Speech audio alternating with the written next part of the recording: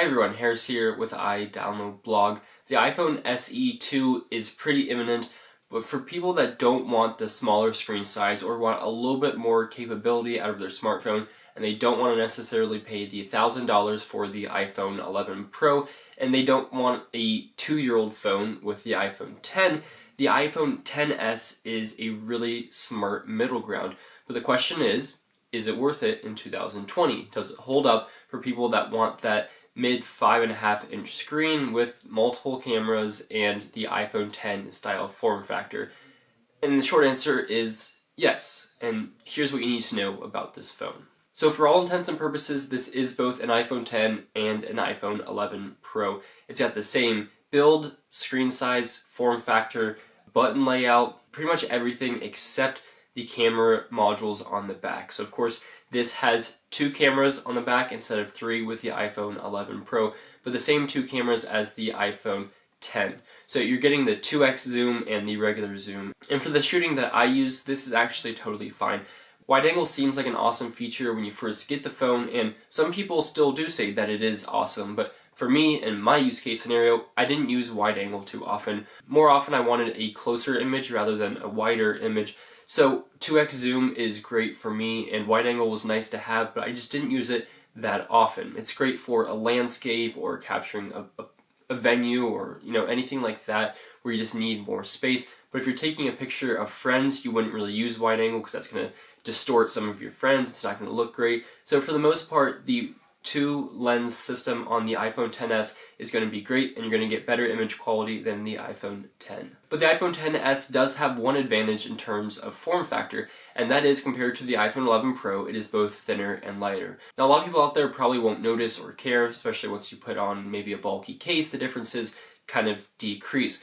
But I do notice this, and as I've said in videos before, I am someone that notices the changes in thickness and weight of devices. When I pick up an iPhone XS, I can immediately tell that it's not an iPhone 11 Pro without looking, just based off its weight and its thinness. So the iPhone 11 Pro did get a little bit thicker and heavier this year, which does mean improved battery for that phone, but it ultimately means that it is, again, thicker and heavier. Again, this trade-off might be worth it for you, but it's just one advantage of the iPhone XS is that it is slightly lighter and thinner, which I definitely appreciate. I do like thinner and lighter phones. Now I just mentioned battery life, and that is going to be good on the iPhone XS. So my iPhone XS, about a year and a half later, is at 88% battery health, which isn't great. That's not super impressive, but also for a year and a half later, that's not terrible. So I had a battery case on it at the end anyway, and I think a lot of people out there do use battery cases. So if you do have a battery case, you're going to get into that second day pretty much no matter what. If you're a super heavy user, I'm not a crazy heavy user and my brightness is pretty low, but if you are a very heavy user, yeah, you're going to die in a day if you're just using the phone. And of course it depends on what the battery health is of your phone, but you're probably going to be charging throughout the day regardless. If you get a good fast charger or a battery case, battery won't really be an issue on the iPhone XS in 2020. Now it's obviously not going to be as good as the iPhone 11 Pro because that device is both newer and it has a bigger battery, so that's definitely going to be the battery champion. But the iPhone XS isn't bad and will be usable, and if you just get a nice charger or a nice battery case, you shouldn't have to worry about it too much. So I think the biggest thing will actually be performance, and that's always the most trivial aspect of an old phone. That's usually why people upgrade to new phones. Maybe it's to get that great new camera feature, maybe it's to get better battery life, but often it's because their old phone is just not performing well. And the iPhone XS, when I started using it a couple weeks ago again, it was a little bit sluggish compared to my iPhone 11 Pro. I can admit that, but it wasn't terrible, and it was definitely something I could use every day, not have an issue.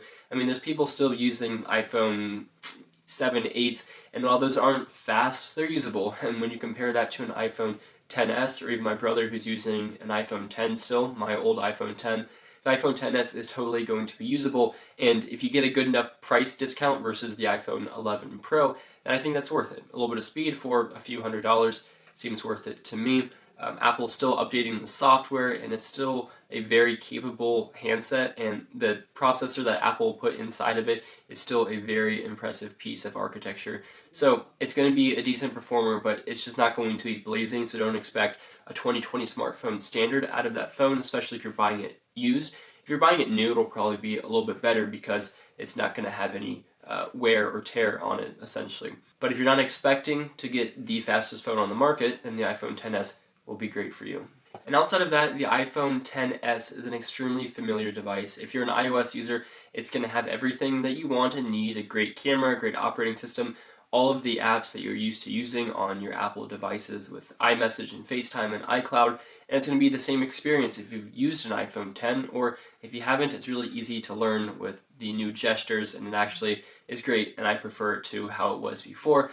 Face ID is very quick and accurate and reliable. I have no problems with it, and it still has the great hardware features such as dual stereo speakers coming out of the bottom, and then the earpiece up top for great audio quality. And you have water resistance IP68, which is an improvement over the iPhone 10, which was IP67.